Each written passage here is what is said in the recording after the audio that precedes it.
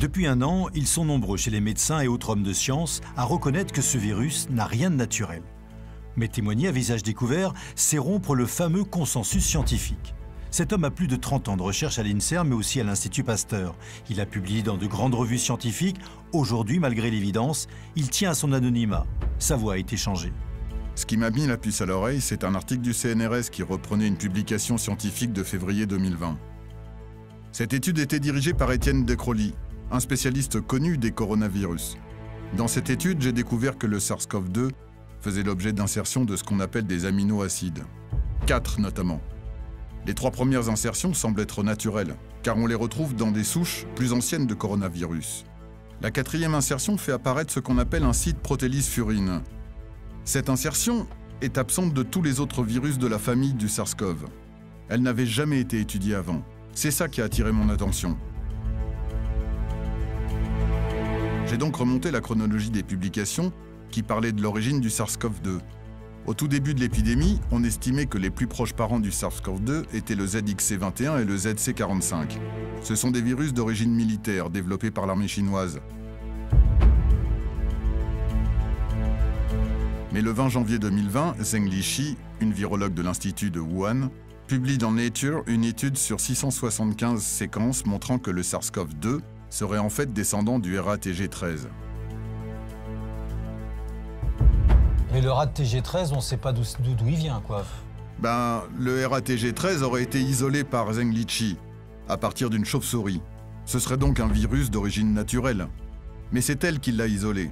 Elle ne nous dit pas d'où vient ce virus, qu'elle prétend avoir isolé. On n'a aucune information, et ce qui est d'ailleurs inhabituel pour une scientifique.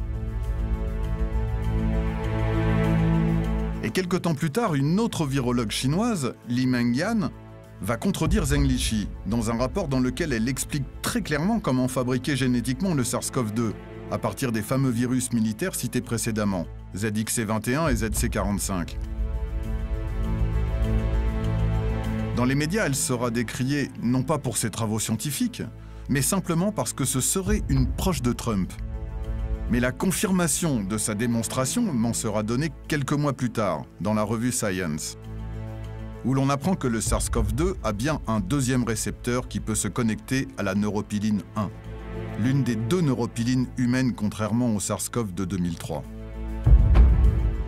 Et c'est justement ce 2e récepteur qui fait que la contagiosité a été décuplée de près de 10 000 fois par rapport au premier SARS-CoV. 10 000 fois plus, c'est beaucoup quand même. Bah oui, de 8 000 à 80 millions, ça fait bien 10 000. Le plus étonnant, c'est que le 2e récepteur qui se lie à la neuropiline 1 est précisément la séquence tétrapeptidique générée par la digestion de l'enzyme furine, découverte dans l'article du CNRS. Celle-là même que je citais précédemment, et qui n'avait jamais été observée dans un virus SARS-CoV.